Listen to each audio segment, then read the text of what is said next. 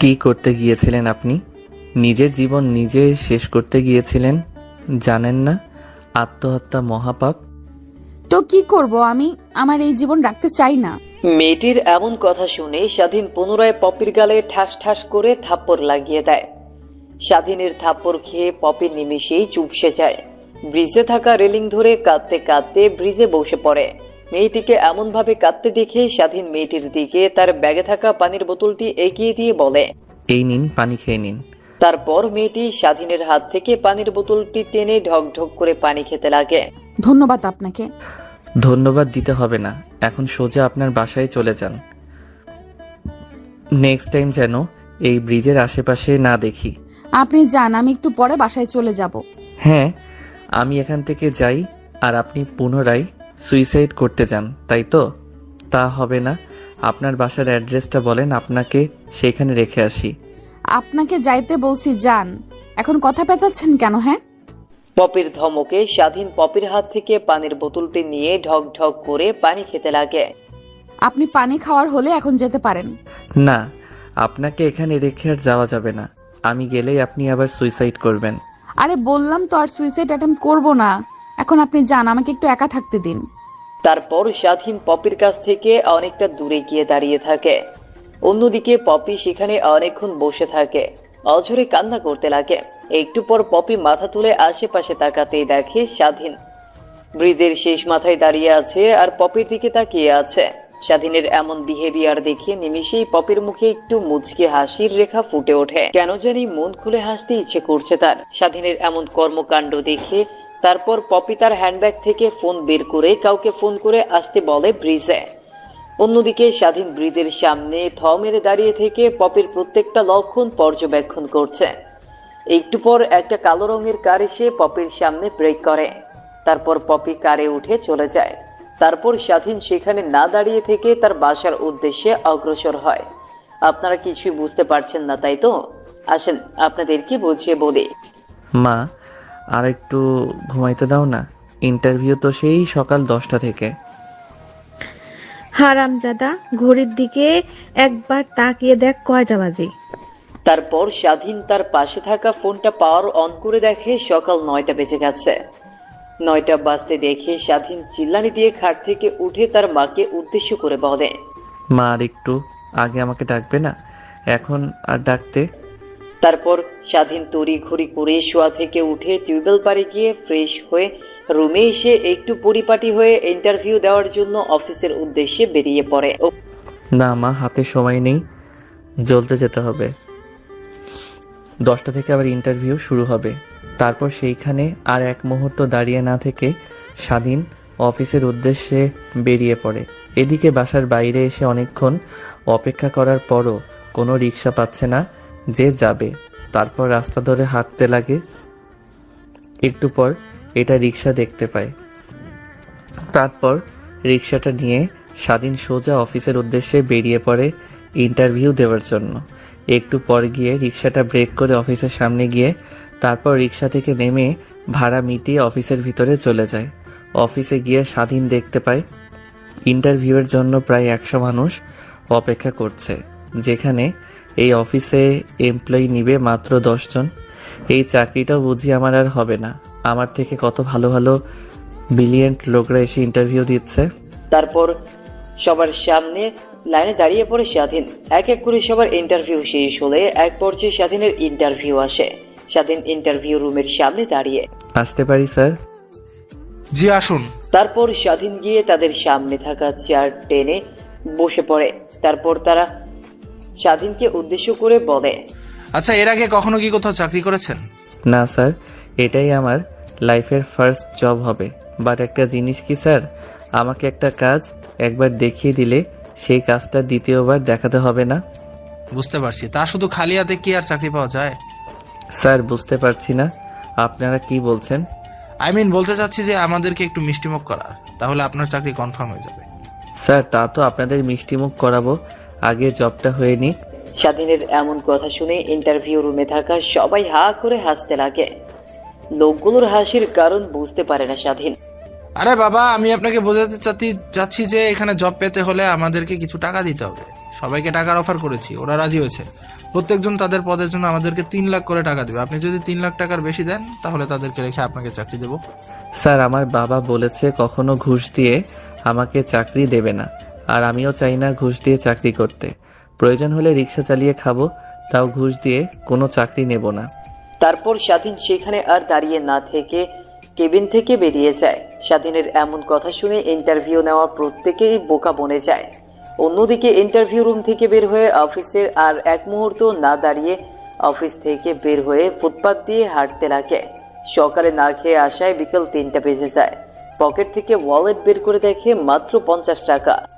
এই 50 টাকা দিয়ে স্বাধীন ভাবতে লাগে, এখন এই 50 টাকা কি করব? খাবার খাবো? অনেক কোথাও লেগেছে নাকি? 50 টাকা নিয়ে বাসায় যাব। বাসায় গিয়ে মা বাবাকে কি বলবো?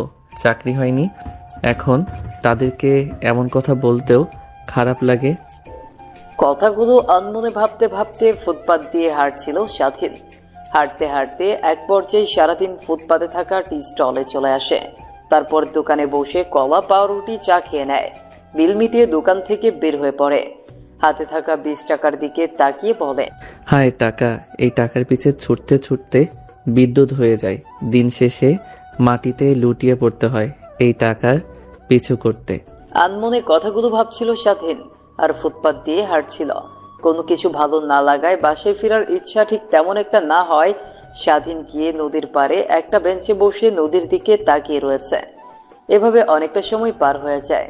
হঠাৎ একটা মেয়ে এসে পেছন থেকে ডাকতে লাগে, ভাইয়া নেন না, একটা ফুল নেন না, আজকে মাত্র 2টা ফুল বিক্রি করছি।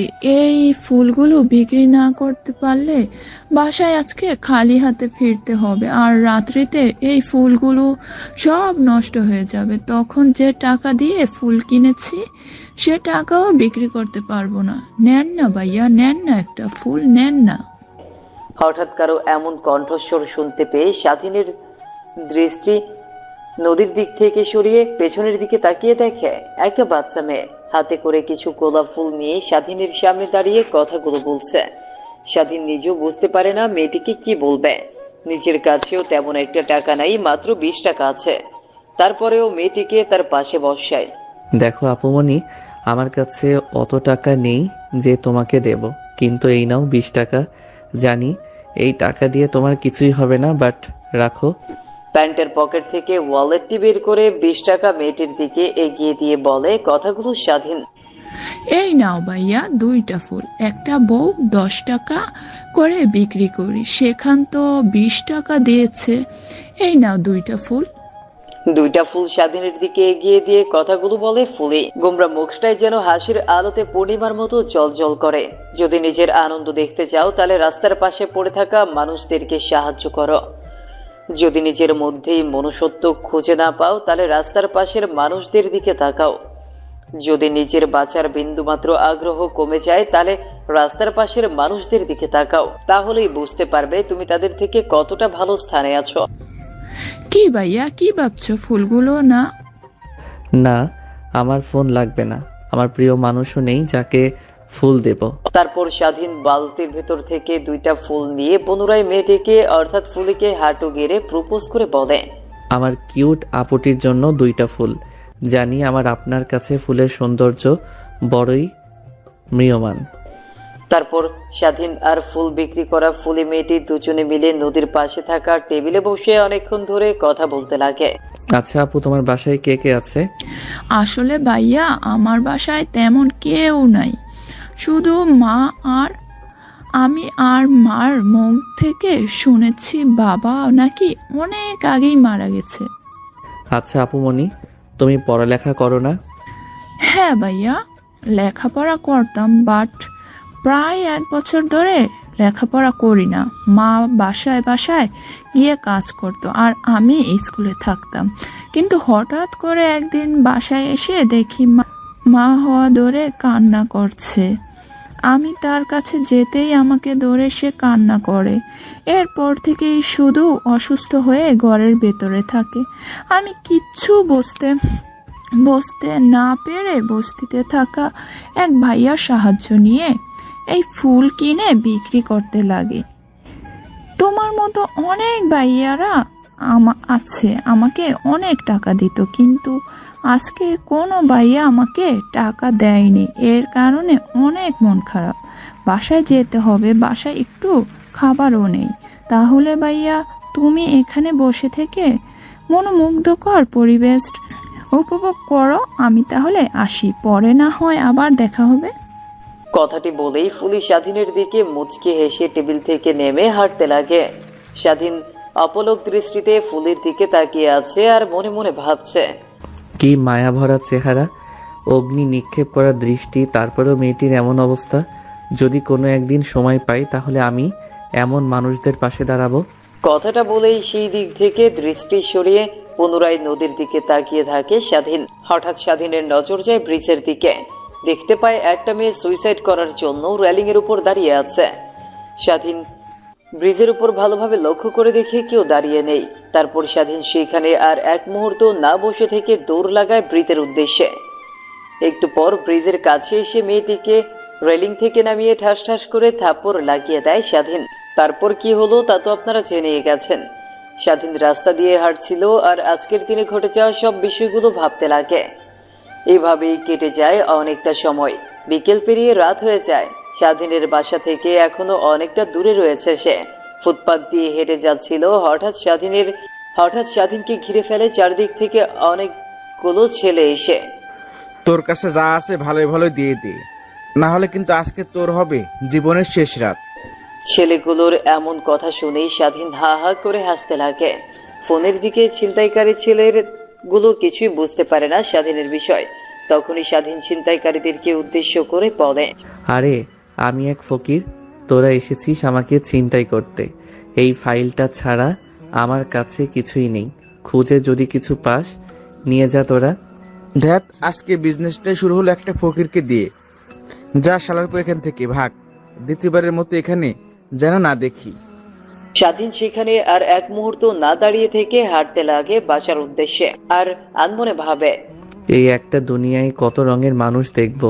কেউ আছে নিজের স্বার্থ হাসিলের উদ্দেশ্যে, কেউ আছে নিজের জীবন দিয়ে দিতে, কেউ আছে নিজের জীবনের বিনিময়ে অন্যের জীবন রক্ষা করতে।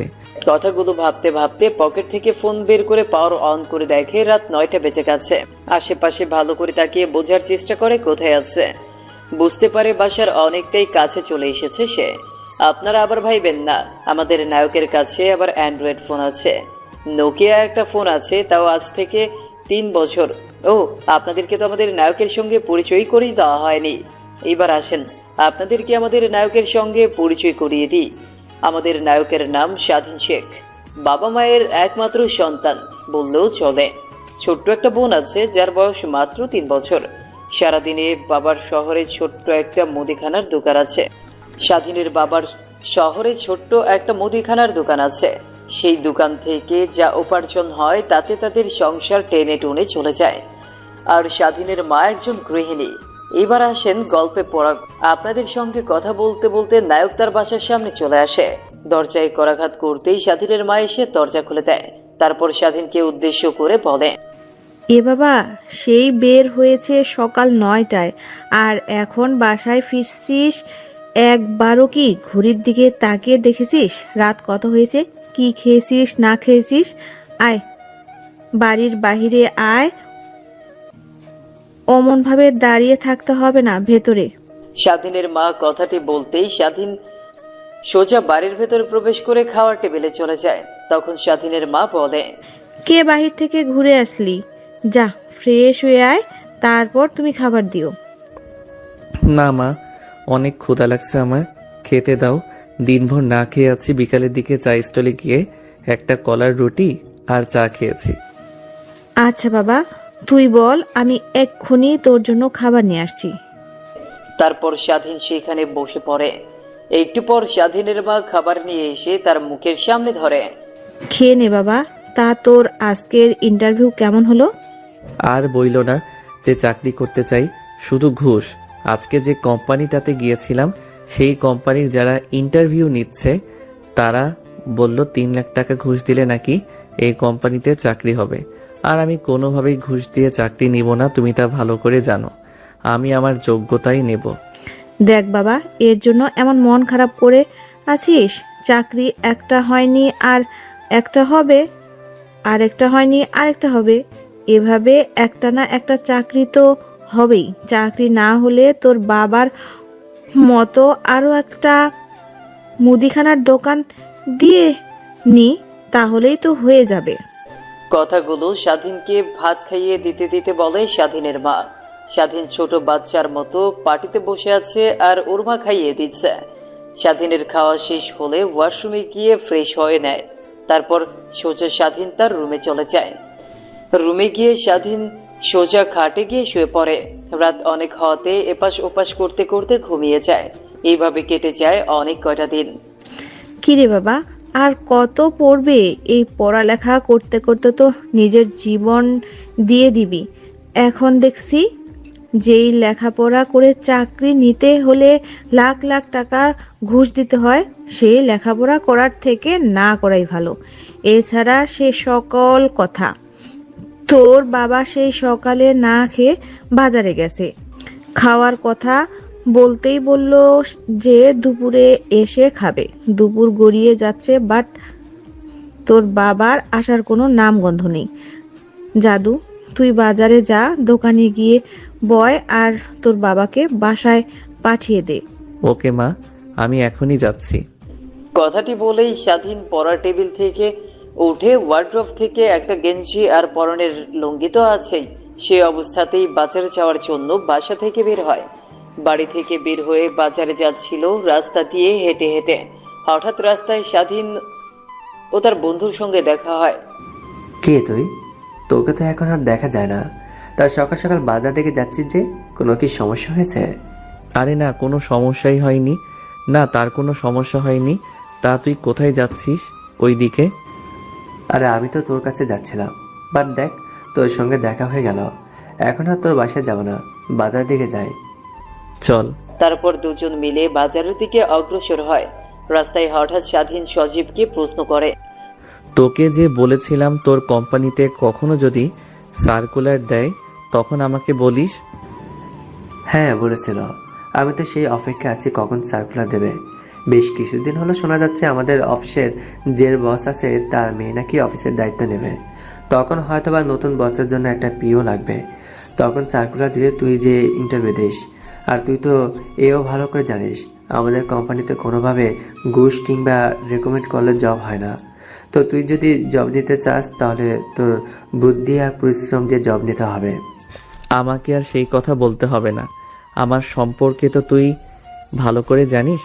স্কুল থেকে কলেজ পর্যন্ত কখনো ফার্স্ট বয় ছাড়া লাস্ট বয় হয়নি। আর যদি হয় ইন্টারভিউর কথা, তাহলে তো তিশার মতো ইন্টারভিউ দিয়েছি। ইন্টারভিউ সম্পর্কে সবকিছু ভালোভাবেই জানি। দুজনে মিলে কথা বলতে বলতে এক পর্যায়ে তারা দুজনে চলে আসে বাজারে। বাজারের পাশে থাকা স্বাধীনের বাবার ছোট্ট একটা মুদিখানার দোকানের সামনে চলে আসে স্বাধীন আর সজীব।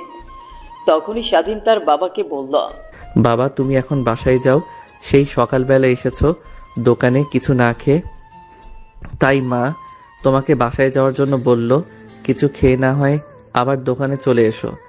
স্বাধীনের বাবা একজন কাস্টমারের সঙ্গে কথা বলছিল। হঠাৎ ছেলের এমন কণ্ঠ শুনতে পেয়ে পেছনের দিকে তাকিয়ে স্বাধীনের কাছে গিয়ে বলে, তোকে কষ্ট করে লেখাপড়া করাইছি দোকানে বসানোর জন্য। তুই বড় একটা কোম্পানিতে চাকরি করবি, এটা আমার স্বপ্ন। যা তুই এখন এখান থেকে। আমি হোটেল থেকে কিছু খেয়ে নেবো, তুই এখন বাসায় যা। না বাবা, না খেয়ে থাকতে থাকতে নিজের কি হাল করেছো দেখেছো একবার? আর হোটেলের খাবার তোমাকে খেতে হবে না, এখন বাসায় যাবে। আমি বলেছি মানে বলেছি, যাও।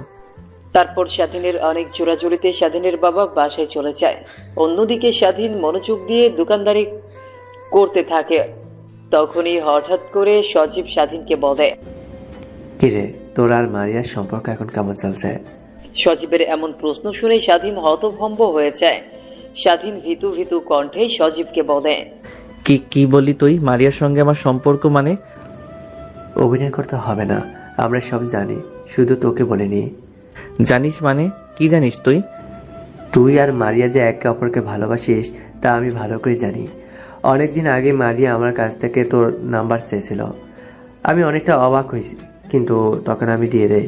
পরক্ষণ আমি একদিন যখন তোদের দুজনকে বালুচরে দেখলাম, তখন বুঝতে পারি তোদের মধ্যে কিছু না কিছু চলছে। বালুর চরমারে কি বলছিস তুই এইগুলো? আমি জানি তুই ভালো অভিনয় করতে পারিস। ছোটবেলায় স্কুলে অভিনয় করে কতবার ফার্স্ট হয়েছিলি তাকে আমি জানি না? তো এখন তো বড় হয়েছিস, অন্তত পক্ষে এখন তো ভালো হ। ও, আপনারা কিছুই বুঝতে পারছেন না তাই তো? আসেন আপনাদেরকে সব বুঝিয়ে বলি। আসলে মারিয়া হচ্ছে এই গ্রামের চেয়ারম্যানের মেয়ে। স্বাধীন আর মারিয়া দুজন একই কলেজে পড়তো। স্বাধীন আর মারিয়া দুজনেই ছিল লেখাপড়ার দিক দিয়ে অনেকটাই বেস্ট। তার জন্য দুজনের মধ্যে দ্বন্দ্ব হতো কে কার আগে রোল থাকবে। একবার যদি স্বাধীনের এক রোল হতো, পরের বার মারিয়ার, পরের বার স্বাধীনের, এরকম হতো। এমন দ্বন্দ্বের মাঝে দুজন একে অপরকে কখন ভালোবেসে ফেলে নিজেরাও জানে না। মুখ ফসকে একদিন মারিয়া স্বাধীনকে প্রপোজ করে ফেলে। স্বাধীনও তার প্রপোজ অ্যাকসেপ্ট করে নেয়। শেষে এগিয়ে চলতে লাগে তাদের ভালোবাসা। কিন্তু তারা এই প্রতিজ্ঞা করে যে কেউ কখনো কাউকে বলবে না তাদের ভালোবাসার কথা। এইবার আসেন গল্পে ফেরা যাক। হায় রে মারিয়া, আমি একে অপরকে অনেক ভালোবাসি। আচ্ছা, তোরা দুজন কতদিন ধরে রিলেশনে রয়েছিস? প্রায় 3 বছর হবে। এর মধ্যে কি তোর একবারও মনে হয়নি যে মারিয়া তোর সঙ্গে প্রতারণা করছে? কি? আমি বলতে চাচ্ছি যে তোর কি একবারও মনে হয়নি যে মারিয়া তোর সঙ্গে গেম খেলছে? কি বলছিস এইগুলা আবল তাবল কথা? আচ্ছা, বাদ দে সেসব কথা। তুই কি জানিস মারিয়া বিয়ে ঠিক হয়েছে? কি বলিস তুই এগুলো আবল তাবল কথা? ওর বিয়ে ঠিক হবে আর আমি জানতে পারবো না? সচিবের কথা শুনে স্বাধীন বাকরুদ্ধ হয়ে পড়ে। নিজের কানকে যেন নিজেই বিশ্বাস করতে পারে না। যাকে নিজের জীবনের থেকে বেশি ভালোবেসেছে তার বিয়ে হয়ে যাচ্ছে অন্যজনের সঙ্গে। তারপর স্বাধীন তার হাতে থাকা ফোনটি বের করে মারিয়ার নাম্বারে ফোন করে, কিন্তু বারবার মেইলি কণ্ঠে একটা কথাই ভেসে আসছে, আপনার অ্যাকাউন্টে পর্যাপ্ত পরিমাণ ব্যালেন্স নেই, দয়া করে রিসার্চ করুন। স্বাধীনের অনেক রাগ হতে থাকে আর আনমনেই বলে, শালার কি একটা জীবন! আমার কথা বলার মতো পর্যন্ত আমার ফোনে টাকা নেই। স্বাধীন কেমন চিন্তিত হয়ে ফোন চাপতে দেখে সজীব তার দিকে এগিয়ে এসে বলে, কিরে, কি হয়েছে? ফোনে টাকা নেই বুঝি? এই নে আমার ফোন। আর ফোনে টাকা থেকে কি হবে? তোর নাম্বারতে নিশ্চয়ই ব্ল্যাক লিস্টে ফেলে দিয়েছে। এর থেকে আমার নাম্বারটা দিয়ে কল দে, দেখবি তাও হয়তো রিসিভ করতে পারে। তারপর সজীবের হাত থেকে ফোনটি নিয়ে নাম্বার তুলে কল করে। প্রথমবার ফোন করায় কেউ কল রিসিভ করে না, দ্বিতীয়বার ফোন করলে কেউ রিসিভ করে, তৃতীয়বারের বার ফোন রিসিভ করে ওই পাশ থেকে মেইলি কণ্ঠ বলে, হ্যালো, কে বলছেন? আর এতবার ফোন দিচ্ছেন কেন? দেখছেন না ফোন ধরছি না, নিশ্চয়ই বিজি আছি। আমি স্বাধীন। ফোনের ওই পাশ থেকে স্বাধীন নামটি শুনে মারিয়া অবাক হয়ে যায়। নাম্বারটি ভালো করে চেক দিয়ে ফোনটা আবার কানের কাছে ধরে বলে, স্বাধীন মানে? আর তোর এই নাম্বার? নাম্বারটা আমার না, সজীবের। আর তুমি আমাকে তুই মুই করে বলছো কেন? ও সরি, তুই করে বলেতে। তো গরিবের বাচ্চা গরিব, তোকে কি বলবো আমি? 3 বেলা তো ঠিক মতো খেতেও পারিস না, 1 বছর ধরে ঘুরছিস চাকরির পেছনে, কিন্তু চাকরিও পাচ্ছিস না। তোকে তুই করে বলবো না তো স্যার বলে ডাকবো? তুমি আজ আমাকে এমন কথা বলতে পারলে? হ্যাঁ, পারবো না কেন? তুই কি এমন যে তোকে তুই করে বলতে পারবো না? আমি তোমার কি হই তুমি জানো? দেখ, যা হওয়ার হয়ে গেছে। নেক্সট টাইম থেকে আমাকে আর ফোন করবি না। আর হ্যাঁ, একটা কথা, ব্রেকআপ। কথাটি বলে ওই পাশের ফোন কেটে দেয় স্বাধীন। আবারও ওই নম্বরে ফোন করে, কিন্তু বারবার একটা কথাই ভেসে আসছে, আপনার কাঙ্ক্ষিত নাম্বারটি এই মুহূর্তে সংযোগ দেওয়া সম্ভব হচ্ছে না। স্বাধীন থ মেরে সেখানে দাঁড়িয়ে আছে, যেন সে একটা ঘোরের ভেতরে আছে। সময় ফুরিয়ে গেলে ঘোরও ফুরিয়ে যাবে। তখন পাশ থেকে সজীব স্বাধীনকে আশ্বাস দেয়, যা হওয়ার হয়ে গেছে। ওই ছেলে একটা ছলনাময়ী, তো ওর কথা আর ভাবিস না। নিজেকে নতুন করে প্রস্তুত কর। ওর সামনে এমনভাবে দাঁড়াবি যাতে ও তোকে দেখে জ্বলে, নিজেও যেন বুঝতে না পারে যে কি হারিয়ে ফেলেছে। সজীবের এমন কথায় স্বাধীন একটু সাহস ফিরে পায়। সজীবের ফোনটা ওর দিকে এগিয়ে দিয়ে বলে, আচ্ছা তুই বাসায় যাবি? না, বাসায় যাব না। বাসায় গিয়ে কি করব? সেই ঘুমাতে হবে নিশ্চয়ই, কাজ করতে হবে। এর থেকে এখানে বসে আড্ডা দিই দুজন মিলে, তো মনটা একটু ফ্রেশ হবে, আমারও ভালো লাগবে। তারপর স্বাধীন আর মুস্তাফিজুর দুজন মিলে দোকানে বেচাকেনা করতে লাগে আর কথা বলতে লাগে। মুহূর্তের মধ্যেই স্বাধীন যেন ভুলে যায় সবকিছু। স্বাধীন কেমন হাসি খুশি দেখে সজীব পুনরায় বলে, এরকম হাসি খুশি থাকবি সব সময়। তারপর দুজন মিলে আরো অনেকক্ষণ দোকানে বসে থাকে। অনেকক্ষণ পর স্বাধীনের বাবা চলে আসে দোকানে। তারপর স্বাধীন দোকান থেকে বের হতেই স্বাধীনের বাবা গিয়ে দোকানে বসে পড়ে। দোকানের ক্যাশ বাক্স থেকে 100 টাকা বের করে স্বাধীনের দিকে এগিয়ে। এই নে বাবা, 100 টাকা। তুই তোর মরিচের মতো খরচ করিস। না বাবা, আমার টাকা লাগবে না, আমার কাছে টাকা আছে। তোর কাছে যে কি টাকা আছে তা আমি ভালো করে জানি। এখন কথা না বলে টাকাটা নিয়ে তোর প্রয়োজনে খরচ করিস। স্বাধীন তার বাবার কাছ থেকে টাকাটা নিতেও কেমন যেন শরম লাগে। বয়স হয়ে গেছে 24, এখনো যদি বাবার কাছ থেকে টাকা নেয় তাহলে কেমন দেখায় না। তারপরেও স্বাধীন তার বাবার দিকে হাত বাড়িয়ে দিয়ে টাকাটা নিয়ে নেয়। তারপর তারা দুইজন বাজারের একটা দোকানে গিয়ে চা খেতে লাগে। তখনই সজীবের ফোনে একটা ফোন আসে। কিরে বন্ধু সজীব, তুই সারাদিন কোথায় থাকিস? তুই জলদি তাড়াতাড়ি মাঠে আয়। পাশের গ্রাম থেকে খেলতে আইছে, ওদের যে করে হোক হারাতে হইব। শালারে এর আগে হাইরা গেছে, তারপর ওদের ডেমাক কমে নাই। এবার এসে বলতেছে যদি হারাতে পারে তাহলে ওদের নাকি আমাদের আস্তে একটা ছাগল দিবে। সত্যি বলছিস তো? আরে সত্যি বলছি, জলদি আয়, এখনই খেলা শুরু হবে। আর স্বাধীনকে এত করে ফোন করছি, ওর ফোন বন্ধ কেন? ওকে সঙ্গে নিয়ে আসিস কিন্তু বললাম। কথাটা বলেই ফোনের এই পাশে থাকা ছেলেটা ফোন রেখে দেয়। তখনই স্বাধীন চায়ের কাপে একটা চুমুক দিয়ে সজীবকে উদ্দেশ্য করে বলে, কি রে, কে ফোন করেছে? আরে রিফাত ফোন করেছে, আমাদেরকে জলদি মাঠে যেতে বললো। আজকে নাকি আবারও পাশের গ্রাম থেকে খেলতে আসছে, আর যারা জিতবে তারা নাকি ছাগল পাবে। কি বলিস, সত্যি? হ্যাঁ সত্যি সত্যি, জলদি চল, আমাদের রেখে আবার খেলা শুরু করবে। কথাটি বলেই চায়ের কাপ সেখানে রেখে সে দৌড় লাগে মাঠের উদ্দেশ্যে। মাঠে গিয়ে দেখতে পায় সেখানে সবাই আগে থেকে উপস্থিত, শুধু তারা দুইজন নেই। তারপর খেলা শুরু হয়। আসলে খেলাটা হচ্ছে ক্রিকেট খেলা। ধরতে গেলে স্বাধীন পড়াশোনায় যতটা ভালো, খেলাধুলায় তার থেকেও ভালো। প্রথমে ব্যাট করে পাশের গ্রামের ছেলেরা ওরা 124 রানের টার্গেট দেয়। তারপর পালা আসে স্বাধীনদের। এক এক করে 4টা উইকেট চলে যায়। তখন স্বাধীন মাঠে পাশ থেকে সচিব বলে, দেখ আজকে যেভাবেই হোক আমাদেরকে জিততে হবে, না হলে কিন্তু ছাগলটা ওরা নিয়ে যাবে। আজ যদি পারি এই ছাগলটা দিয়ে কিন্তু আজকে রাতে পিকনিক হবে। বাকিটা তোর উপর ডিপেন্ড করছে। ওকে, আমি আমার শেয়ারটা দিয়ে চেষ্টা করব। এক এক করে স্বাধীন 4-6 মারতে মারতে ম্যাচটা জিতিয়ে ফেলে। সবাই অনেক খুশি হয়ে দৌড়ে স্বাধীনকে মাথার উপরে নিয়ে নাচতে লাগে। তারপর ছাগলটা নিয়ে তারা চলে যায় সোজা তাদের ক্লাব ঘরে। তারপর পিকনিকের আয়োজন শুরু হয়। অন্যদিকে স্বাধীন সেখানে আর না দাঁড়িয়ে বাসায় চলে যায়। বাসায় গিয়ে গোসল দিয়ে তার রুমে গিয়ে গায়ে এলিয়ে দিতেই মারিয়ার বলা কথাগুলো আনমনে ভাবতে লাগে।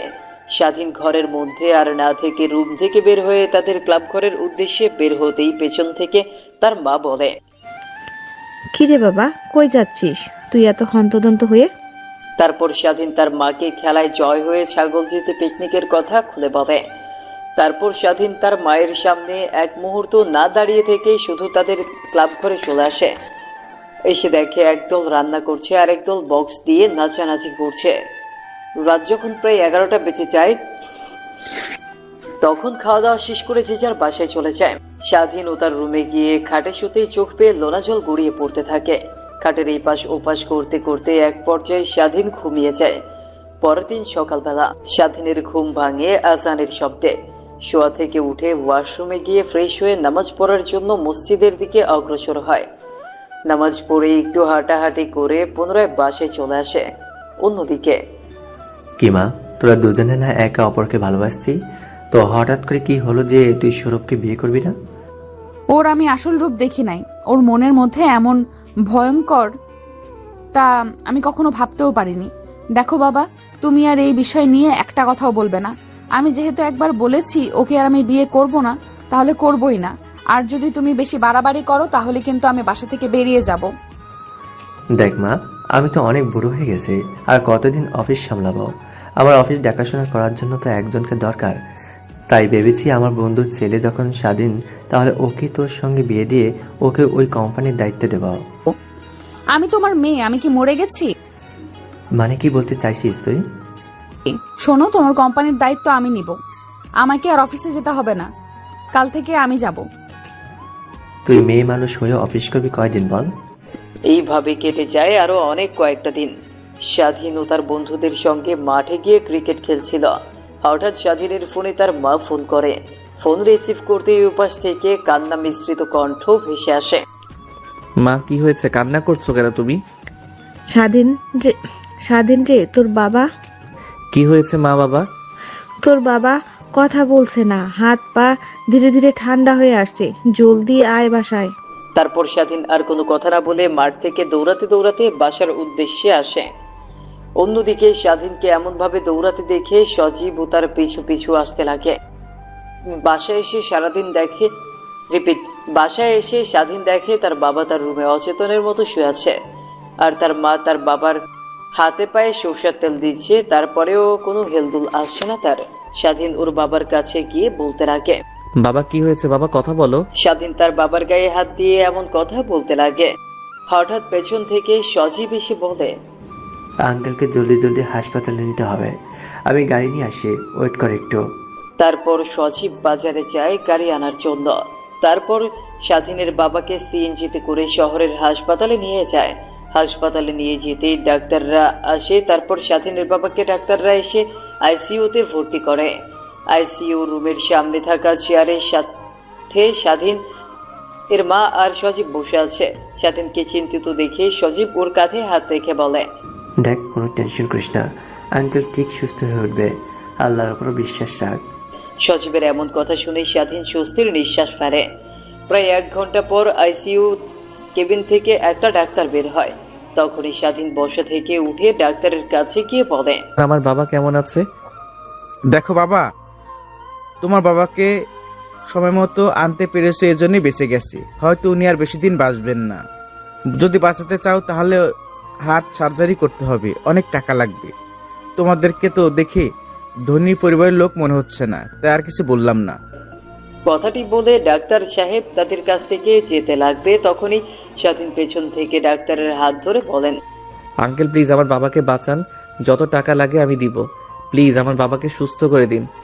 ডাক্তার সাহেব স্বাধীনকে বসা থেকে দাঁড় করিয়ে বলে, দেখো বাবা, আমি হাসপাতালের সামান্য একজন কর্মচারী। আমি তোমাদের জন্য কি করতে পারি বলো? তোমার বাবা হার্টের সার্জারি করতে প্রায় 30 লক্ষ টাকা লাগবে। ডাক্তারের এমন কথা শুনে স্বাধীনের চোখে যেন নিমিষেই কালো মেঘে ছায়া ভেসে ওঠে। তারপর ডাক্তার সাহেব তার সামনে থেকে চলে যায়। অন্যদিকে সচিব অনেকটাই অবাক হয়, কারণ কোনোভাবে স্বাধীন এর বাবার জন্য জোগাড় করতে পারবে না, যেখানে তাদের সংসারই চলে একটা ছোট্ট মুদিখানা দোকান দিয়ে। তারপর স্বাধীন সোজা তার বাবার কাছে চলে যায়। স্বাধীনকে দেখে ওর বাবা বলে, জানি বাবা, আমি আর মাত্র অল্প কিছুদিনের মেহমান এই পৃথিবীতে। ডাক্তারকে অনেক করে জিজ্ঞাসা করেছি, বা ডাক্তার আমাকে কিছুই বলেনি। তা থেকে আমি তো জানি আমার এমন কোনো রোগ আছে যার জন্য অনেক অনেক টাকা লাগবে। স্বাধীন তার বাবার হাত জড়িয়ে ধরে বলে, বাবা আমি তোমাকে বাঁচাবো, যেভাবেই হোক না কেন। পাগলামি করিস না তুই। অন্যদিকে সচিব স্বাধীন তার বাবার এমন কথোপকথন দেখে সচিবের চোখেও লোনা জল বের হতে লাগে। নিজেরও তেমন কোনো সাধ্য নেই যে স্বাধীনকে সাহায্য করবে সচিব। তারপরে হাসপাতালে থাকতে থাকতে কেটে যায় 2টা দিন। তারপর হাসপাতালে বিল মিটিয়ে ডাক্তারের কাছ থেকে প্রেসক্রিপশন নিয়ে ডাক্তারের টেবিল থেকে বের হতে যাবে। তখনই ডাক্তার স্বাধীনকে উদ্দেশ্য করে বলে, দেখো বাবা, তোমাদেরকে কথাটা কি করে বলি তাও বলতে হবে। তোমার বাবার যদি হার্ট সার্জারি করতে চাও তাহলে 15 দিনের মধ্যে যে করে হোক টাকা ম্যানেজ করতে হবে। ডাক্তারের এমন কথা শুনে স্বাধীন অনেকটাই অবাক হয়। তারপর কেবিন থেকে বের হয়ে স্বাধীন তার বাবাকে নিয়ে বাসার উদ্দেশ্যে রওনা হয়। এভাবেই কেটে যায় প্রায় 1 সপ্তাহ। স্বাধীন প্রত্যেক দিন তার বাবার দোকানে যায়। যে টাকা ইনকাম হয় তাতে তাদের সংসার চলে, আর ওর বাবার ওষুধের খরচ চলে। স্বাধীন নিজেও বুঝে উঠতে পারে না কি করে তার বাবাকে হার্ট সার্জারি করাবে। হঠাৎ স্বাধীনের ফোনে একটা ফোন আসে। ফোনের দিকে তাকিয়ে দেখে সজীব কল করেছে।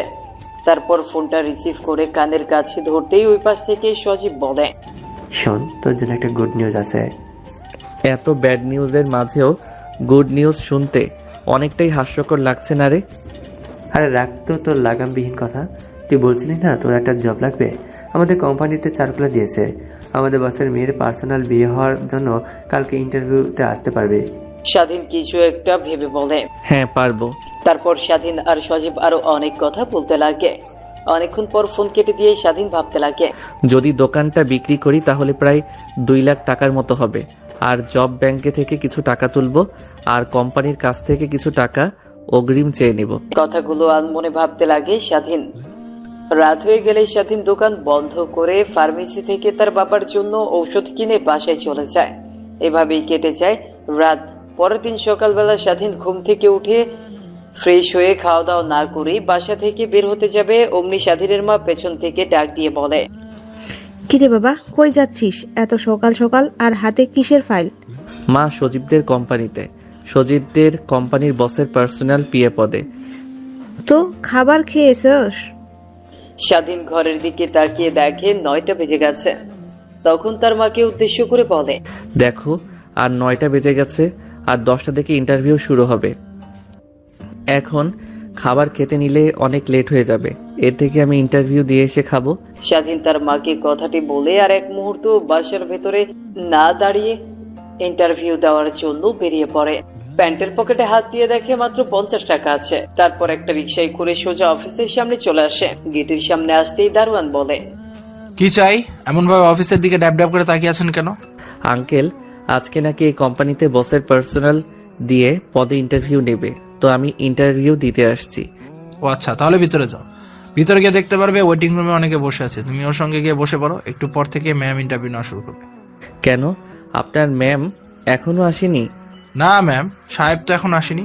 উনি এমনিতে সচরাচর লেট করে না, বাট আজকে লেট করলো কেন নিজেও জানি না। অন্যদিকে পপি তার বাবাকে অনেকভাবে বোঝানোর চেষ্টা করে যে কোনোভাবেই সে সৌরভকে বিয়ে করতে পারবে না। পপির বাবা তার কথাতেই অটুট। তোদের বিয়ে আমরা সেই ছোট থেকে ঠিক করেছি, তুই তো সেটা জানিস। আমার বন্ধুকে দেওয়া কথা আমি কখনই বরখাফি করতে পারবো না। তোমার বন্ধুকে দিয়েছো, কথা বলো, খারাপ করতে পারবে না। তাই বলে কি আমার কোনো মতামত নেই? নিজের ভালো আমি নিজে বুঝতে জানি। পপির এমন কথা শুনে পপির বাবার বুকে হাত দিয়ে মাটিতে বসে পড়ে। পপি পেছন ফিরে তার বাবাকে এমন অবস্থায় দেখে দৌড়ে গিয়ে তার বাবাকে বলে, বাবা কি হয়েছে তোমার, এমন করছো কেন? পপির বাবা পপির হাত ওনার বুক থেকে সরিয়ে নেয়। তারপর পপি বাইরে থাকা কাজের ছেলেপেলেদেরকে ডাক দিয়ে তার বাবাকে নিয়ে হাসপাতালে চলে যায়। হাসপাতালে নিয়ে যাওয়ার পর ডাক্তাররা পপির বাবাকে আইসিইউতে ভর্তি করে। অনেকক্ষণ পর ডাক্তার কেবিন থেকে বের হলে পপি ডাক্তারের কাছে গিয়ে বলে, আঙ্কেল, আমার বাবার কি হয়েছে? মামনি, তোমার বাবা স্ট্রোক করতে নিয়ে এসেছিল, বাট অল্পের জন্য বেঁচে গেছে। ওনাকে এমন কোনো কথা বলো না যাতে উনি অনেক কষ্ট পায়। ডাক্তার কথাটি বলেই চলে যায়। অন্যদিকে পপি নিজেও জানে না কি করবে এখন। জেনে শুনে তো কখনো ভুল মানুষকে বিয়ে করা যায় না, আবার বাবার কথার ওপরেও কথা বলতে পারছে না।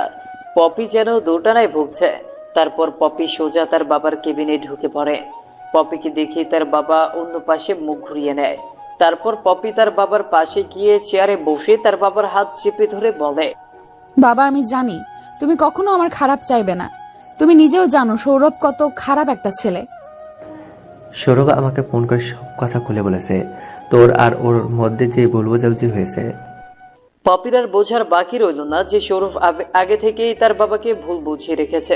এখন 1000বার তার বাবাকে বোঝালেও তার বাবা বুঝতে চেষ্টা করবে না। তখনই পপি তার বাবাকে বলে, বাবা, আমি অন্য আরেকজনকে ভালোবাসি, আর ওকে আমি অনেক আগে থেকেই ভালোবাসি। তোমার মন রক্ষার্থে আমি সৌরভকে ভালোবাসি কথাটা বলেছিলাম। পপির মুখ থেকে এমন কথা শুনে পপির বাবা অবাক হয়ে যায়। পপির দিকে বড় বড় চোখ করে তাকিয়ে বলে, ছেলেটাকে কি করে ওর বাবা, কি করে ওর বংশীয় পরিচয়টাই বানকে। আমি ভালোবেসেছিলাম ওর সরল মন মানসিকতা দেখে। ওর বংশ পরিচয় কি করে কিছুই জানি না। তুই এখনো ওই ছেলেটাকে ফোন করবি আর এখানে আসতে বলবি।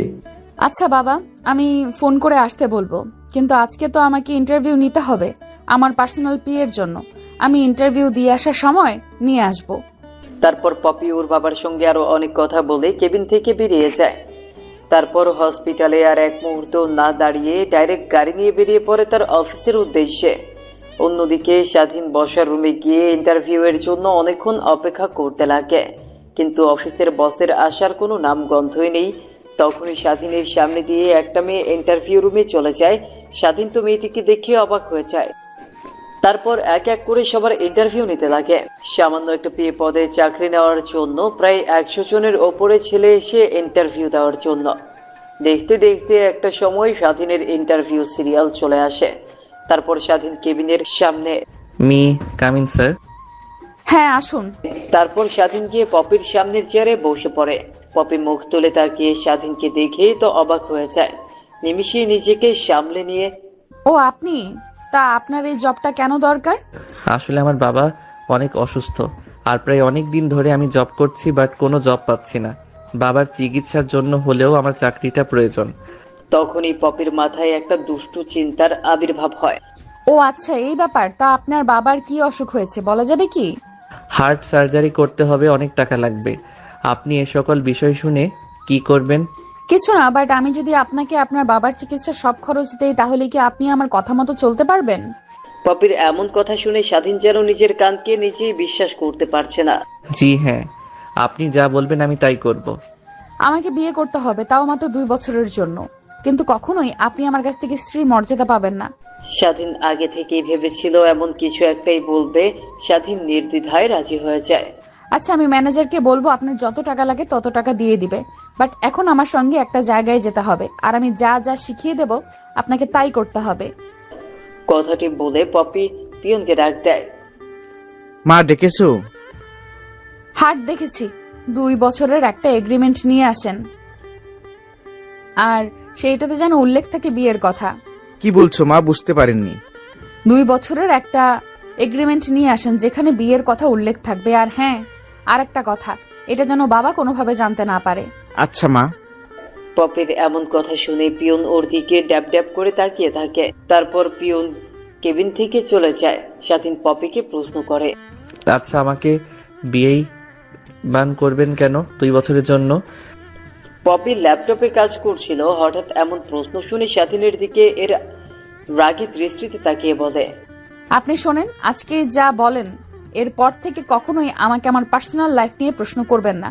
ধরতে গেলে আমি আপনার বাবার চিকিৎসার বিনিময়ে আপনাকে 2 বছরের জন্য কিনে নিচ্ছি। আমি যখন যা বলবো তখন তাই করবেন, আর আমার কথার বাহিরে একটা কথাও বলবেন না। কথাটি বলে পুনরায় পপি মনোযোগ দেয় তার ল্যাপটপে কাজ করার দিকে। একটু পর পিয়ন হাতে করে একটা এগ্রিমেন্ট নিয়ে আসে। তারপর স্বাধীন এগ্রিমেন্টটা ভালোভাবে পড়ে দেখে যে পপির বলা কথাগুলো এগ্রিমেন্টে লেখা আছে। তারপর স্বাধীন এগ্রিমেন্টে সই করে দেয়।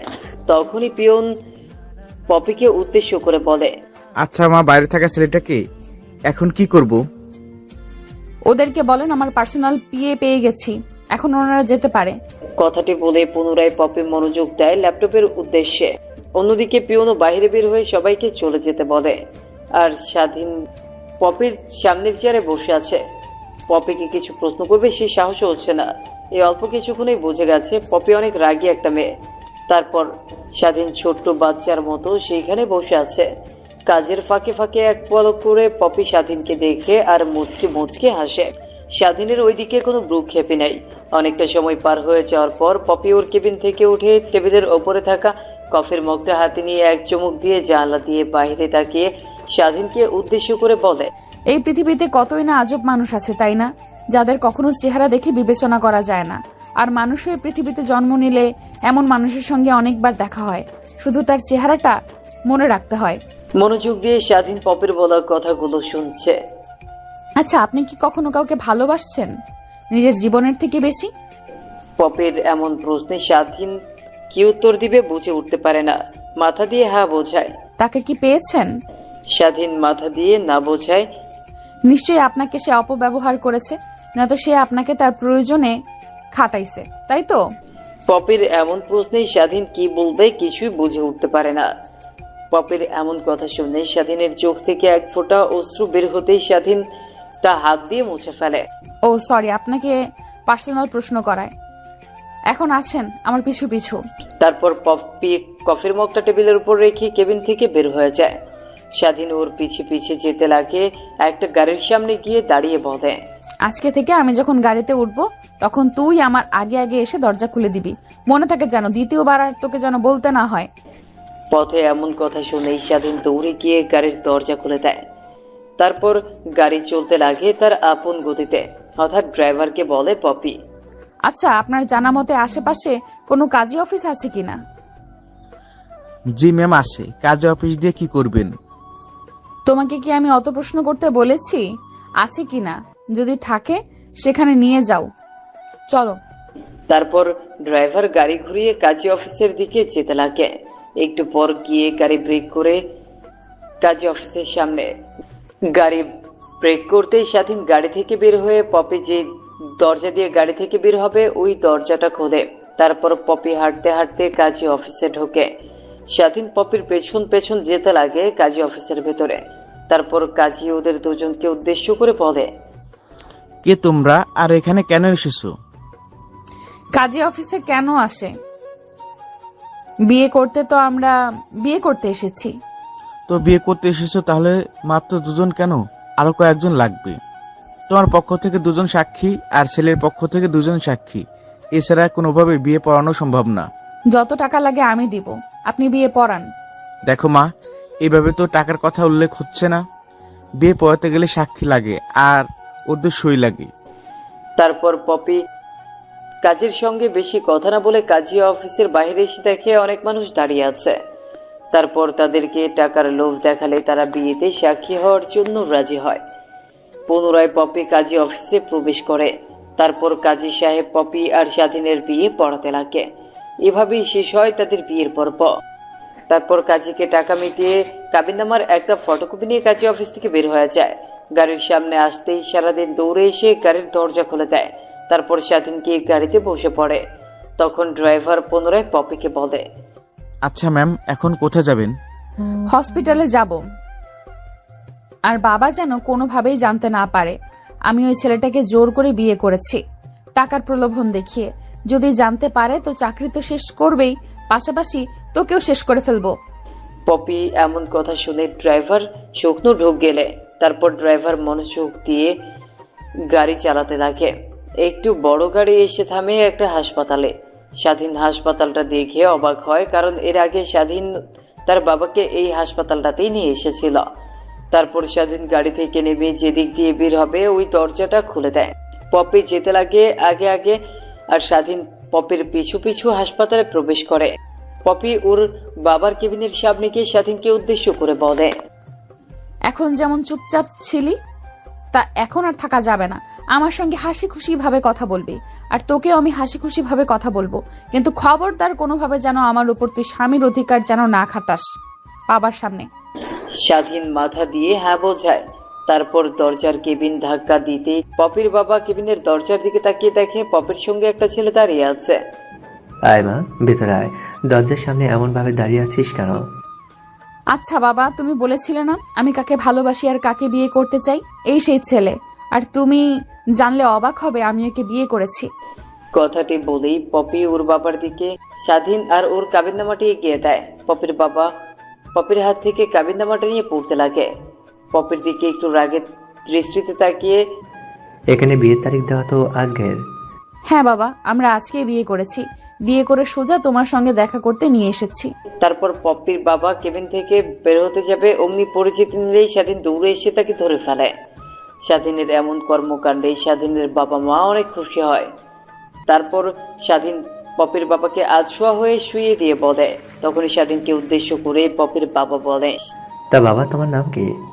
আঙ্কেল, আমার নাম মোহাম্মদ স্বাধীন শেখ। তো বাবা, এখন তুমি কি করছো?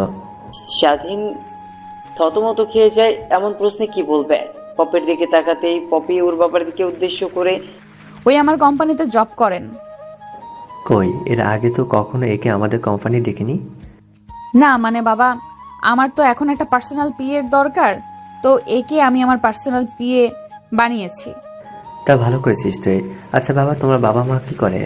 পপির বাবার এমন প্রশ্নের স্বাধীন পুনরায় পপির দিকে তাকায়। তখন পপি চোখের ইশারা দিয়ে সত্যি কথা বলতে বলে, আসলে আঙ্কেল, আমার বাবার বাজারে একটা ছোট্ট মুদিখানার দোকান আছে আর মা বাসায় থাকে। ও আচ্ছা, নিজেরাই বিয়ে করে নিলে একটাবার আমাদের মতামত প্রয়োজন মনে করলে না? আসলে আঙ্কেল, পপি অনেক জোরাজোরি করছিল আর আমি ওকে না করতে পারিনি, কারণ অনেক ভালোবাসি তোকে, তাই। কথাটা বলেই স্বাধীন পপির দিকে তাকায়। দেখে পপি ওর দিকে রাগী দৃষ্টিতে তাকিয়ে আছে। সাথে সাথে সাথে দৃষ্টি সরিয়ে পপির বাবার দিকে তাকায়। তারপর পপির বাবা, স্বাধীন, পপি তিনজনে মিলে অনেকক্ষণ কথা বলতে লাগে। কথা বলার এক পর্যায়ে পপির বাবা বলে, সালমা, এখন বাসায় যাব। বাসায় যাবে মানে? তুমি না হার্ট স্ট্রোক করেছো? তোমার না রেস্ট দরকার? কে বললো আমি হার্ট স্ট্রোক করেছি? তোদের সঙ্গে হাসি খুশি ভাবে কথা বলছি। আমাকে কি দেখে তোর মনে হচ্ছে আমি এখন অসুস্থ? সম্পূর্ণ সুস্থ হয়ে গেছি। চল বাসায়। না বাবা, তুমি আর 1-2টা দিন হসপিটালে থাকো। তোমার তখন কেমন অবস্থা হয়? আরে পাগলিমি, আমি সম্পূর্ণ সুস্থ হয়ে গেছি। এখন আর আমার রেস্ট লাগবে না। যা রেস্ট করব তা বাসায় গিয়ে করব। তখনই কেবিনের ভেতরে ডাক্তার আসে। ও আঙ্কেল, আপনি এসেছেন? দেখেন না বাবা বাসায় যাওয়ার জন্য পাগল হয়ে গেছে। বললাম আর 1-2টা দিন থেকে যেতে। তারপর ডাক্তার পপির বাবাকে ভালোভাবে চেক আপ করিয়ে বলে, না মামনি, তোমার বাবাকে এখন তুমি নিয়ে যেতে পারো। তিনি এখন সম্পূর্ণ সুস্থ, আর যেহেতু উনি থাকতে চাচ্ছেন না, তাহলে তুমি নিয়ে যাও। পপির পাশে স্বাধীনকে দাঁড়িয়ে থাকতে দেখে ডাক্তার বলে, ও তুমি তা বাবা, তোমার বাবার শরীরের অবস্থা এখন কেমন আছে?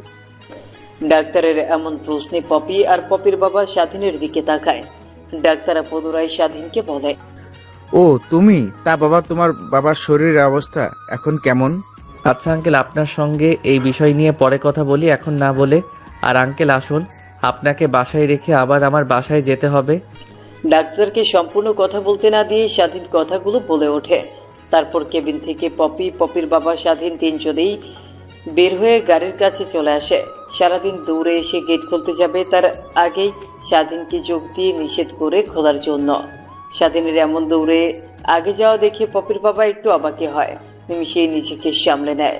তারপর এক এক করে সবাইকে গাড়িতে উঠে বসে। তারপর গাড়ি চলতে লাগে তার আপন গতিতে। একটু বড় গাড়িটা দিয়ে ঢুকে একটা আলিশান বাড়ির ভেতরে। স্বাধীন তো বাইরের দিকে তাকিয়ে হা হয়ে আছে। স্বাধীনকে এমন ভাবে তাকিয়ে থাকতে দেখে পপি একটু ওর দিকে তাকিয়ে মুচকি হাসে। তারপর বাসার সামনে গাড়ি ব্রেক করতেই এক এক করে সবাই গাড়ি থেকে বেরিয়ে পড়ে। তখনই স্বাধীন পপির বাবাকে উদ্দেশ্য করে, আচ্ছা আঙ্কেল, তাহলে আমি এখন যাই। কই যাবে তুমি? আঙ্কেল, বাসায় যেতে হবে আমাকে। বাসায় যাবে মানে? তোমাদের আজকে বিয়ে হলো আর তুমি বাসায় যাওয়ার কথা বলছো? পপির বাবার মুখ থেকে এমন কথা শুনে স্বাধীন থতমত খেয়ে যায়। পরক্ষণে নিজেকে সামনে নিয়ে বলে, আঙ্কেল, হুট করে পপি আমাকে বিয়ে, বস্তিতে থাকি, ওইখানে আমার অনেক চেনা পরিচিত ভাই বিরাদার আছে। ওনারা আবার আমাকে না দেখলে অনেক চিন্তা করবে। আমি কি ওনাদের কাছ থেকে বিদায় নিয়ে আসি আর আমার আর পথের সম্পর্কে কথাটা বলে আসি? আচ্ছা তোমাকে যেতে দেবো, বাট একটা শর্তে। কি শর্ত আঙ্কেল?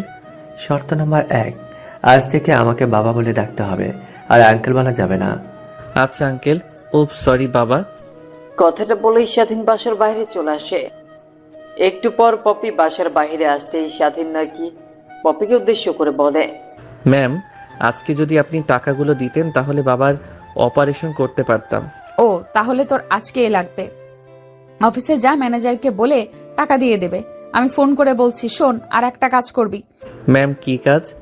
বাবা যেহেতু বলেছে, সে যেভাবেই পারিস তুই রাতে আমাদের এখানে আসবি, না হলে বাবা অনেক রেগে যাবে। বাবার কথার কেউ বরখেলাপি করলে অনেক রেগে যায় কিন্তু সে। আচ্ছা ম্যাম, মনে থাকবে। বাবাকে হাসপাতালে ভর্তি করে সার্জারি টাকা দিয়ে আমি চলে আসব। তারপর স্বাধীন বাসা থেকে বের হয়ে হাঁটতে হাঁটতে অফিসে চলে যায়। তারপর ম্যানেজারের কাছ থেকে টাকাগুলো নিয়ে স্বাধীন ওর বাবাকে নিয়ে হাসপাতালে ভর্তি করে। তখনই স্বাধীনের মা স্বাধীনকে প্রশ্ন করে, কিরে বাবা, তুই এতগুলো টাকা কোথা থেকে জোগাড় করলি? তোমাকে বলতে পারবো না, বাট একটা কথা মাথায় রেখো, তোমার ছেলে কখনোই খারাপ কাজ করতে পারে না। আচ্ছা মা, তাহলে তুমি বাবার পাশে থাকো, আমি কাউন্টারে টাকাগুলো দিয়ে কাজে চলে যাব। আর আসতে পারবো না, হাসলেও সে সকালে। কি কাজ করছিস তুই? আর রাতের বেলা তোর কি এমন কাজ? স্বাধীন ও তার মাকে কি বলবে কিছুই বুঝে উঠতে পারে না। একটা বাসায় নাইট গার্ডের জব পেয়েছি। ওই বাসার মালকিনরা আমাকে এত টাকা দিয়েছে 2 বছরের চুক্তিতে ওনাদের বাসায় পার্মানেন্ট নাইট গার্ডের জব করতে হবে। স্বাধীন তার মাকে আর কোনো কথা বলতে না দিয়ে কাউন্টারে গিয়ে টাকাগুলো জমা দিয়ে হাসপাতাল থেকে বের হয়ে একটা রিকশায় করে পপিদের বাসায় চলে যায়। প্রথমত দারোয়ান তাকে ঢুকতে দেয় না, দ্বিতীয়ত দারোয়ানটা স্বাধীনকে চিনতে পেরে ওকে যেতে বলে। তারপর স্বাধীন গিয়ে মেইন দরজায় কলিং বেল বাজাতে কাজের মেয়ে এসে দরজা খুলে দেয়। প্রথমে কাজের মেয়ে স্বাধীনকে চিনতে না পেরে বলে, কে আপনি? আপনাকে তো ঠিক চিনতে পারলাম না। তোমার মেম সাহেবকে বলো স্বাধীন এসেছে। আচ্ছা, আপনি ওখানে ওয়েট করেন, আমি ম্যাডামের কাছ থেকে পারমিশন নিয়ে আসি। তারপর কাজের মেয়ে স্বাধীনের কাছ থেকে চলে যায়। পপিকে গিয়ে বললে পপি স্বাধীনকে বাড়ির ভেতরে আসতে বলে, সঙ্গে এও বলে যে তার সঙ্গে পপির বিয়ে হয়েছে। দৌড়ে এসে কাজের মেয়েটি দরজা খুলে বলে, সরি স্যার, আমি চিনতে পারিনি। আর আপনি বলবেন না যে আপনি পপি ম্যাডামের হাজবেন্ড? তারপর স্বাধীন সেখানে আর এক মুহূর্ত দাঁড়িয়ে কাজের মেয়েটি স্বাধীনকে বসার রুম দেখিয়ে দিলে স্বাধীন গিয়ে বসার রুমে বসে পড়ে। একটু পর পপির বাবা এসে বসার রুমে বসে তাদের সঙ্গে আড্ডা দিতে লাগে। স্বাধীন পপির বাবার সঙ্গে কথা বলতে বুঝতে পারে যে সে একজন অনেক ভালো মনের মানুষ। উপর দিয়ে দেখলে মনে হয় অনেক রাগী মানুষ, বাট ভেতর থেকে অনেক ভালো মনের মানুষ। পপির বাবার সঙ্গে কথা বলতে বলতে রাত কোথা দিয়ে 11টা পার হয়ে যায়, সেদিকে কোনো ভ্রুক্ষেপই নেই। হঠাৎ পপির বাবা তার ঘরের দিকে তাকিয়ে বলে, বাবা রাত 10টা বেজে গেল, যাও তোমরা দুজনে এখন তোমাদের রুমে চলে যাও। তারপর পপি স্বাধীন দুজনে পপির বাবার কাছ থেকে বিদায় জানিয়ে রুমে চলে যায়। স্বাধীন পপির রুমে ঢুকতেই অবাক হয়ে যায়। রুমের দেয়ালের চারপাশটা কি সুন্দরভাবে পরিপাটিভাবে সাজানো। স্বাধীনকে এমন আহাম্মগের ন্যায় তাকিয়ে থাকতে দেখে পপি বলে, কিরে, এমন ভাবে তাকিয়ে আছিস যে এর আগে কখনোই এত সুন্দর রূপ দেখিসনি, তাই তো? পপির কথা শুনে স্বাধীন রুমের দিক থেকে দৃষ্টি সরিয়ে খাটের দিকে তাকিয়ে দেখে ফুল দিয়ে সুন্দরভাবে সাজানো। পপি খাটটা ফুল দিয়ে সাজানো দেখে অনেক রেগে যায়। দৌড়ে গিয়ে ফুলগুলো এক এক করে ছিঁড়তে লাগে। পুরো খাটের ফুলগুলো এলোমেলো করে ফেলেছে সে। স্বাধীন সেখানে অনেকক্ষণ দাঁড়িয়ে থাকতে লাগে। স্বাধীনকে অমন ভাবে দাঁড়িয়ে থাকতে দেখে পপি বলে, এই নিয়ে বালিশ আর এই নে নিচে বিছানা পেতে ঘুমিয়ে নে। কথাটি বলে স্বাধীনের দিকে একটা বালিশ আর কাঁথা ঢিল মেরে বলে। স্বাধীন কাঁথা নিচে পেরে বালিশ নিয়ে ঘুমিয়ে পড়ে। অন্যদিকে পপিও ঘুমিয়ে পড়ে। পরের দিন সকাল, স্বাধীনের ঘুম ভাঙে আজানের শব্দে। তার বাবার এখন কি অবস্থা? রাত 1টার দিকে তার বাবার অপারেশন হওয়ার কথা ছিল, কিন্তু সে কিছুই জানে না এখন পর্যন্ত। তারপর ওয়াশরুমে গিয়ে ফ্রেশ হয়ে মসজিদে না গিয়ে ঘরের মধ্যে নামাজ পড়তে লাগে স্বাধীন। নামাজের শব্দে এক পর্যায়ে পপির ঘুম ভেঙে যায়। স্বাধীনের দিকে কিছুক্ষণ অপলক দৃষ্টিতে তাকিয়ে থাকে। স্বাধীনের নামাজ শেষ হতেই পেছন ফিরতে যাবে, অমনি পপি অন্য পাশ হয়ে ফিরে ঘুমিয়ে। স্বাধীন পপির রুম থেকে বের হয়ে বাইরে এসে দেখে পপির বাবা বসার রুমে বসে চা খাচ্ছে আর টিভিতে খবর দেখছে।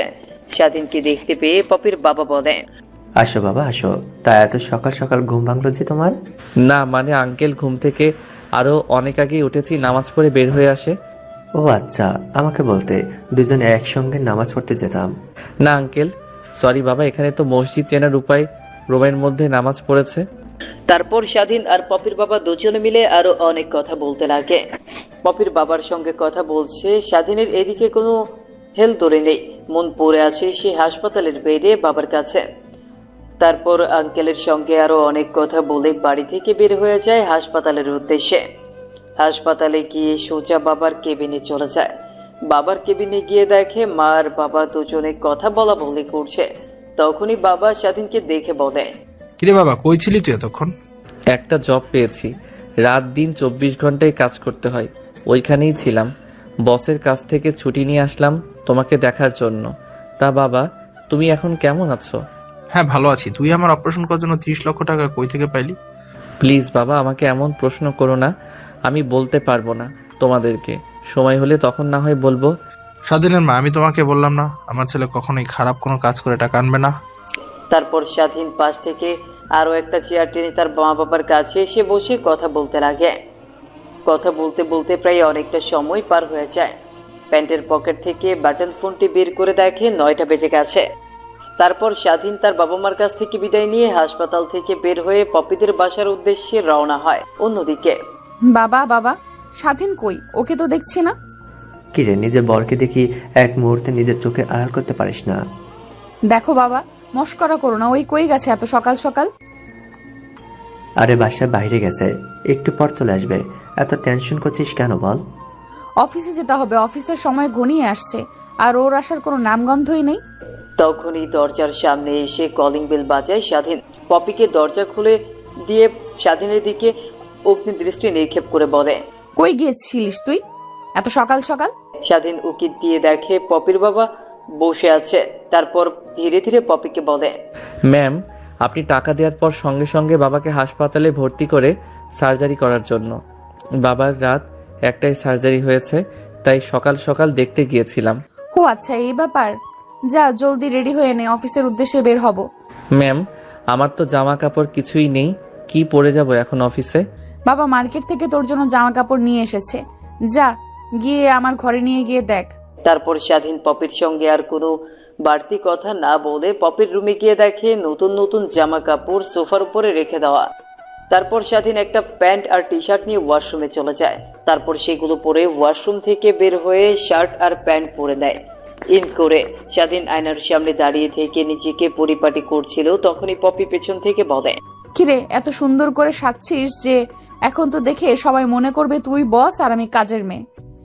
পপির এমন প্রশ্নে কি উত্তর দিবে কিছুই বুঝে উঠতে পারে না স্বাধীন। পেছন ফিরে তাকাতেই পপি স্বাধীনের দিকে মায়াভরা দৃষ্টিতে কিছুক্ষণ তাকিয়ে থাকে। হঠাৎ পপির ফোন আসাতে ধ্যান ভাঙে তার।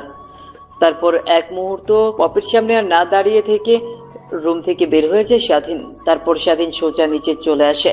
স্বাধীনকে দেখতে পেয়ে পপির বাবা খাবার টেবিলে বসিয়ে ডাকতে লাগে। তারপর স্বাধীন গিয়ে পপির বাবার পাশের চেয়ার টেনে বসে পড়ে। পপির আসার অপেক্ষা করতে লাগে। একটু পর পপিও চলে আসে। তারপর খাওয়া দাওয়া শেষ করে তারা দুজনে বেরিয়ে পড়ে অফিসের উদ্দেশ্যে। স্বাধীনকে পপি রুমের বাইরে একটা ডেস্ক দেওয়া হয়েছে। স্বাধীনের কাজ শুধু পপি কখন কোথায় যাবে সেগুলো শিডিউল অনুযায়ী পপিকে জানানো। অফিসে এসে পপি সোজা তার কামরায় চলে যায়। অন্যদিকে পিয়ন স্বাধীনকে তার কেবিন দেখিয়ে দেয়। একটু পর ম্যানেজার এসে স্বাধীনকে একটা শিডিউল দিয়ে যায় পপি কখন কোথায় যাবে। স্বাধীন ভালোভাবে শিডিউলগুলো ঠিক করতে লাগে। হঠাৎ স্বাধীনের সামনে একটা মেয়ে এসে বলে, তা হ্যালো মিস্টার, আমার নাম সাথী, তোমার নাম কি? হঠাৎ মেয়েলি কণ্ঠ শুনতে পেয়ে স্বাধীন কম্পিউটারের দিক থেকে রেজিস্ট্রেশন উপরের দিকে তাকিয়ে দেখে একটা সুন্দর মেয়ে। স্বাধীন মেয়েটিকে দেখে হাত বাড়িয়ে দিয়ে বলে, আমার নাম মোহাম্মদ স্বাধীন শেখ। ও আচ্ছা, তাহলে আপনি হচ্ছেন আমাদের নতুন বস অর্থাৎ ম্যামের পি। দেখেন, ম্যামের পার্সোনাল অ্যাসিস্ট্যান্ট হয়ে আবার পার্সোনাল বর হয়ে যাইয়েন না। কথাটি বলেই মেয়েটি খিলখিলিয়ে হাসতে লাগে। মেয়েটির কথা শুনে স্বাধীনও হাসতে লাগে। অন্যদিকে পপি তার কেবিন থেকে সিসিটিভির মাধ্যমে স্বাধীন আর সাথীর কথোপকথনগুলো না শোনা গেলেও তাদের ভাব ভঙ্গিগুলো দেখা যাচ্ছিল, যা মোটেও পপির ভালো লাগেনি। তখনই পপি আনমনে বলে, সেদিন তুই কেন বাঁচাতে গেলি? কেন আবার তোর সঙ্গে দেখা হলো? নিজের জীবন দিয়ে দিতাম, কোনো কষ্ট ছিল না। সেদিন থেকে তোর জন্য আমার এক অন্যরকম মায়া কাজ করে। ধীরে ধীরে বুঝতে পারি তোকে আমি ভালোবেসে ফেলেছি। কত না খুঁজলাম, কিন্তু তোর কোনো হদিশ পাইলাম না। দেখ, ভাগ্যে লেখা থাকলে যা হয়। ঠিক আমার কোম্পানিতে ইন্টারভিউতে আসলি আর তোকে আপন করে নিলাম। এখন শুধু আমার মনের কথাগুলো তোকে বলার বাকি রইল। সময় হইলে সেগুলো বলবো, কিন্তু তোকে যে অন্য মেয়ের সঙ্গে দেখতেই পারছি না। তখনই রেগে পপি সাইডে থাকা ফোনটা তুলে স্বাধীনকে ফোন করে আর কেবিনে আসতে বলে। তারপর স্বাধীন মেয়েটির সঙ্গে আরো একটু কথা বলে মেয়েটি তার কেবিনে চলে যায়। অন্যদিকে স্বাধীন পপির কেবিনের সামনে এসে দরজায় নক করে বলে, আসতে পারি? হায়, তা একদিনে সেই অফিসে মেয়ে পটানোর ট্রাই করছিস, তাই তো? স্বাধীন ভেবা চেকা খেয়ে যায়। কি বলছেন এগুলো ম্যাম? আমি কেন মেয়ে পটাতে যাব? তাহলে সাথী মেয়েটির সঙ্গে অমন ভাবে এসে এসে কথা বলছিস কেন তুই? স্বাধীন নিজেও বুঝতে পারে না সাথী মেয়েটির সঙ্গে কথা বলাই হুট করে এত রেগে গেল কেন পপি। দেখতে দেখতে দিনটা পার হয়ে যায়। বিকেলের দিকে অফিস শেষ হলে যে যার বাসায় চলে যায়। পপি অফিস থেকে বের হয়ে গাড়ির কাছে আসতে স্বাধীন গেট খুলে দেয়। তারপর গিয়ে স্বাধীনও গাড়ির ভেতরে বসে পড়ে। তখনই পপি বলে, আচ্ছা, তোর বাবা কোন হসপিটালে? তোর বাবাকে দেখতে যাব আমি। তারপর হাসপাতালের নাম বলতেই ড্রাইভার গাড়িটা নিয়ে যায় হাসপাতালে সেই গাড়িটা ব্রেক করতে গাড়ি থেকে স্বাধীন তার বাবার কেবিনের দিকে যেতে লাগে। পপি তার পেছন পেছন আসতে লাগে। তারপর স্বাধীন ওর বাবার কেবিনে ঢুকতেই পপি ওর কেবিনে ঢুকে পড়ে। তারপর স্বাধীন গিয়ে ওর মার সঙ্গে কুশল বিনিময় করতে লাগে। তখনই পপিকে দেখিয়ে তার মা বাবাকে বলে, ইনি হচ্ছেন আমার অফিসের ম্যাম, আর বাবা তোমার চিকিৎসার জন্য টাকা দিয়েছেন ইনি। তারপর পপি স্বাধীনের মা বাবার সঙ্গে কথা বলতে লাগে। তারপর পপি কেবিন থেকে বের হতে স্বাধীন তার মা বাবার কাছ থেকে বিদায় নিয়ে পপিকে নিয়ে তার বাসায় চলে আসে। এভাবেই কেটে যায় অনেক কয়টা মাস। দিন দিন পপি স্বাধীনের উপর দুর্বল হতে লাগে। স্বাধীন বুঝতে পেরেও ঠিক তেমন একটা ভ্রুক্ষেপ দেখায় না। একদিন লাঞ্চ পিরিয়ডে স্বাধীন আর সজীব দুজনে মিলে ক্যান্টিনে বসে খাবার খাচ্ছিল আর আড্ডা দিচ্ছিল। তখনই স্বাধীনের ফোনে পপি ফোন করে। জি ম্যাম, কিছু বলবেন? হ্যাঁ, কই তুই? ম্যাম, ক্যান্টিন এসেছে খাবার খাওয়ার জন্য। ক্যান্টিনে খাবার খেতে হবে না, জলদি আমার কেবিনে আয়। স্বাধীন ফোনটা রেখে দিতেই সজীব সন্দেহ মিশ্রিত কণ্ঠে স্বাধীনকে প্রশ্ন করে। কে ফোন করেছে? নিচ্ছি ম্যাম। স্বাধীন মাথা দিয়ে হ্যাঁ বোঝায়। তারপর ক্যান্টিনে আর এক মুহূর্ত না দাঁড়িয়ে পপির কেবিনে গিয়ে দুইজন মিলে খাবার খেতে লাগে। এইভাবেই কেটে যায় অনেক কয়টা মাস। দিন দিন স্বাধীনের চুক্তির মেয়াদ শেষ হতে লাগে। আর মাত্র 2 মাস রয়েছে চুক্তিতে স্বাধীন আর পপির বিয়ে। একদিন স্বাধীন তার কম্পিউটারে কাজ করছিল, তখনই পপি ওকে উদ্দেশ্য করে বলে, তুই তো জানিস আর মাত্র 3 দিন পর আমাদের কোম্পানির জন্মবার্ষিকী। তো এইবার আমি চাচ্ছি যে সবার সঙ্গে আনন্দ করতে। তুই কি বলিস? পপির এমন কথায় স্বাধীন মাথা দিয়ে হ্যাঁ বোঝায়। আসলে স্বাধীনের সাথে দুজনের কথোপকথন সহ্য করতে না পেরে স্বাধীনকে পপি তার কেবিনে ডেস্ক তৈরি করে দেয়। সেই থেকে স্বাধীন পপির কেবিনে বসে কাজ করে। কিরে, আমি তোকে কিছু বলছি, তুই কি কিছু শুনতে পাচ্ছিস না? হ্যাঁ ম্যাম, অনেক ভালো হবে। তাহলে তুই এক এক করে সবকিছুর আয়োজন কর। বেশি দিন তো হাতে নেই, মাত্র 2টা দিন। অফিসটা ভালোভাবে সাজাবি আর প্রত্যেকটা স্টাফকে ইনভাইট করবি। ম্যাম, আমি স্বাধীন আর কোনো কথা বলতে পারে না পপির কথার ওপরে। দেখতে দেখতে অফিসের প্রতিষ্ঠা বার্ষিকীও চলে আসে। পুরো অফিসটা লাইট দিয়ে সাজানো হয়েছে। রাতে পার্টির আয়োজন করা হয়েছে। এই আয়োজনগুলো দেখে পপি অনেকটা খুশি হয়। রাতের বেলা অফিসের প্রত্যেকটা স্টাফ এসে পার্টিতে এনজয় করতে লাগে। অন্যদিকে পপি অনেক সুন্দরভাবে সেজে পার্টিতে আসে। পার্টিতে এসে দেখে স্বাধীন আর সাথী দুজনে নাচানাচি করছে আর অফিসের সবাই তাদের দুজনকে বাহবা দিচ্ছে। পপির এমন দৃশ্য দেখে রাগ মাথায় উঠে যায়। এক এক করে ড্রিঙ্কস করতে লাগে পপি। ধীরে ধীরে পপি নিজের ওপর কন্ট্রোল হারাতে লাগে। পপিকে সবাই ড্রিঙ্ক করতে দেখে অবাক হয়ে যায়। স্বাধীন গিয়ে ওকে থামানোর চেষ্টা করলেও স্বাধীনের কথায় কোনো হেলদোল করে না পপি। অতিরিক্ত ড্রিঙ্ক করায় মাতাল হয়ে যায় পপি। সবাইকে উদ্দেশ্য করে আবুল তাবুল কথা বলতে লাগে। স্বাধীন পপিকে আর সেখানে না রেখে গাড়ি করে বাসায় নিয়ে আসে। বাসায় নিয়ে এসে পপিকে সোজা তার কেবিনে নিয়ে যায়।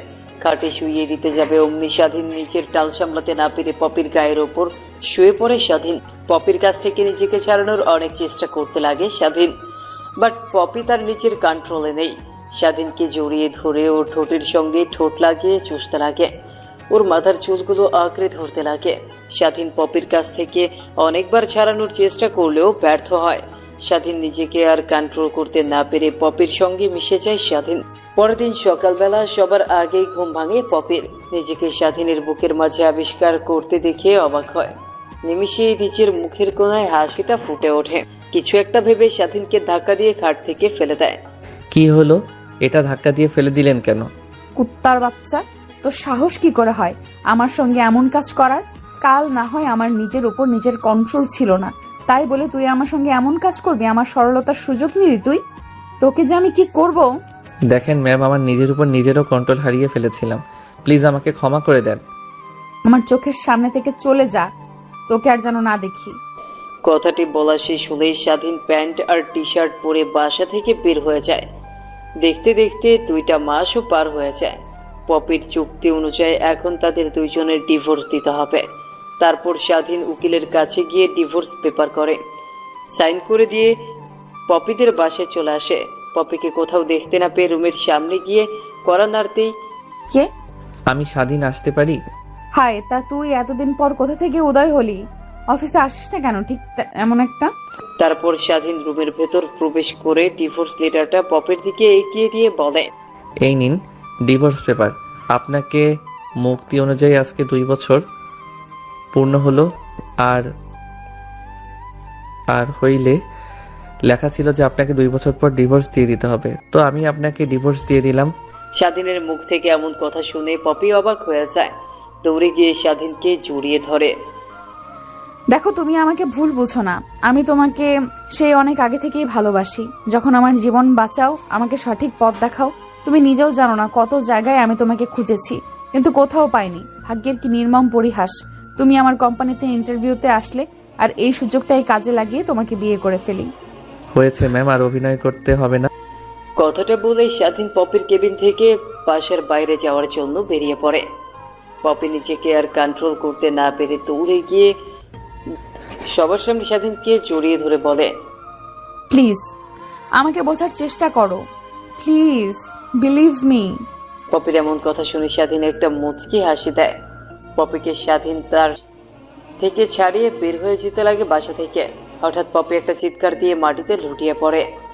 স্বাধীন পেছন ফিরে পপিকে এমন অবস্থায় দেখে দৌড়ে গিয়ে জড়িয়ে ধরে। এই কি হয়েছে আপনার? প্লিজ কথা বলেন না। এই যে কি হলো থেকে আমিও আপনাকে অনেক ভালোবাসি, কিন্তু বলতে পারিনি। আমি আর আপনি কখনো এক হতে পারি না, যেখানে আমি একজন সামান্য একজন কর্মচারী আর আপনি একজন অফিস। আর কোনো কথা না বলে স্বাধীন পপিকে কোলে তুলে নিয়ে গাড়ির মধ্যে শুইয়ে দিয়ে হাসপাতালে নিয়ে যায়। তারপর ডাক্তার এসে পপিকে নিয়ে যায়। একটু পর স্বাধীন ডাক্তারের কাছে যেতেই বলে, কংগ্রাচুলেশন মিস্টার, আপনি বাবা হতে চলেছেন। ডাক্তারের মুখ থেকে এমন কথা শুনেই স্বাধীন খুশিতে আত্মহারা হয়ে গিয়ে দৌড়ে কেবিনের মধ্যে ঢুকে পড়ে। পপির হাতটা নিজের হাতের আঙ্গুলের মাঝে নিয়ে বলে, ডাক্তার কি বলেছেন শুনেছেন? হ্যাঁ, শুনতে পাইছি। আমি অন্তঃসত্ত্বা। এখন কিসের জন্য এসেছেন এই উপবাদিতে যে এই বাচ্চার বাবা আপনি না? কখনো আপনার কাছে এই বাচ্চা পাওয়ার অধিকার নিয়ে দাঁড়াবো না। এখন আপনি আমার সামনে থেকে আসতে পারেন। আরে বোকা মেয়েরা, রাগ করে থেকো না প্লিজ। আমি কি মাফ করে দাও, নিজেকে কান ধরে বলছি। কেবিনের মধ্যে স্বাধীন কানে ধরে উঠবোস করতে লাগে। নিমিষেই পপির মুখে হাসির রেখা ফুটে ওঠে।